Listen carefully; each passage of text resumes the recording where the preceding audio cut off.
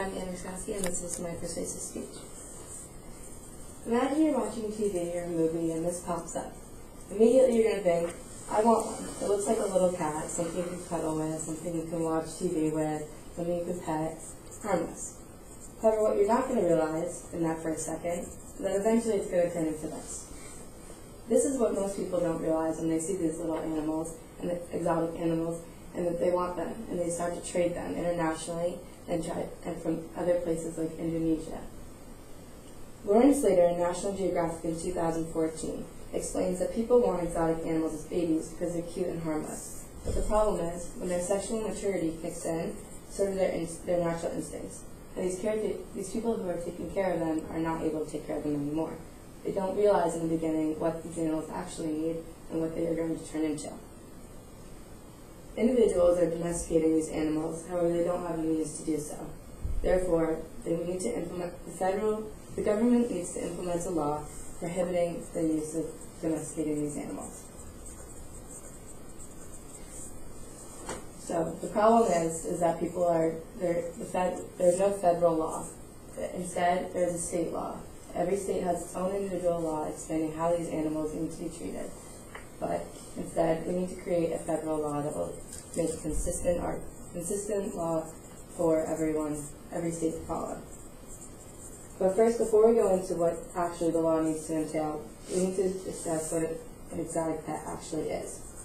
The U.S. legal definitions in 2014 stated that an exotic pet is any animal not identified in the definition of animal in that native or foreign country, and in this case, it is not native to the United States.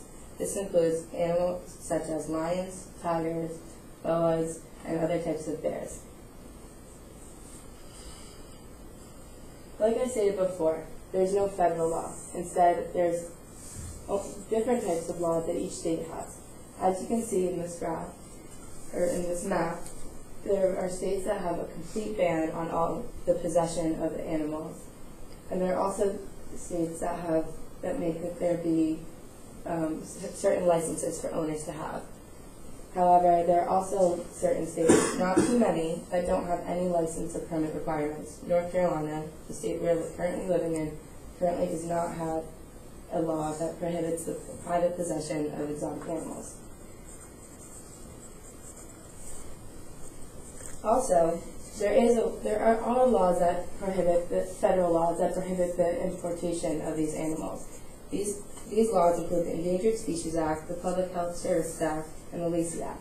And as these address and provide consequences for people bringing in illegally smuggling animals into the United States, it does not stop people or give any type of consequence for them having them into their backyard, mostly in cages. And what causes the problem is that they're so inconsistent among the states that there's not really any regulations or qualifications as to what an owner needs to have in order to provide for these animals. As they're so inconsistent, they have different, people believe that they can take care of them in different ways. The state inconsistency leads to flexibility in the treatment of these animals. Live Science staff in 2011 reports that there were 1,610 reported incidents involving exotic pets from 1990 to 2011. 75 of these incidents included deaths. These all ranged mostly from big cats, some to reptiles, and some people even have elephants in their backyard. But it shows that the people do not know how to take care of these animals.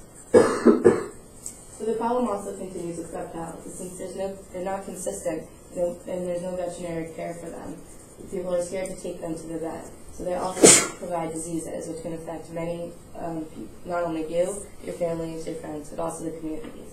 And the Humane Society in 2009 explains that the most common diseases that are spread are salmonella and rabies, which tend to be fatal. But the counter-argument for all of this is that some people think that you can domesticate an animal just as you can domesticate a puppy or a cat, which is not true. There is the Rex Lando Group, the Responsible Exotic Animal Ownership, which states that they can domesticate any type of animal as well as a cat or dog. Carolyn Henn in One Green Planet 2016 explains the motive of this group as if wild animals only knew human care, they would not experience natural instincts of being wild. But she then quickly refutes this and explains that domestication is a process and it takes a long time. And originally, dogs were not once domesticated, but it did take centuries and years. Eventually they could. She doesn't say that they eventually can't be, but she says that as of right now, a tiger cannot be domesticated. Which also, you can go back and see that there's no, that there are still many incidents that are happening. So the solution is that there should be one federal law that explains, that expresses all the concerns that go along with the different responsibilities that one needs to have in order to have an exotic pet. They should not be prohibited in the United States at all, as people will not be able to take care of them.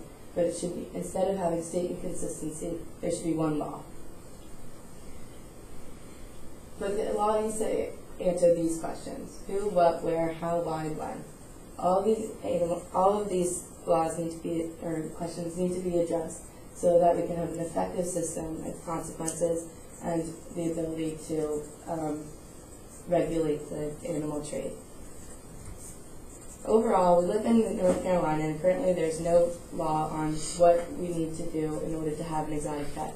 So before your senior year roommate gets a tiger in your house, think about this and try to persuade, or try to think that you should not have a tiger or any inconsistent acts.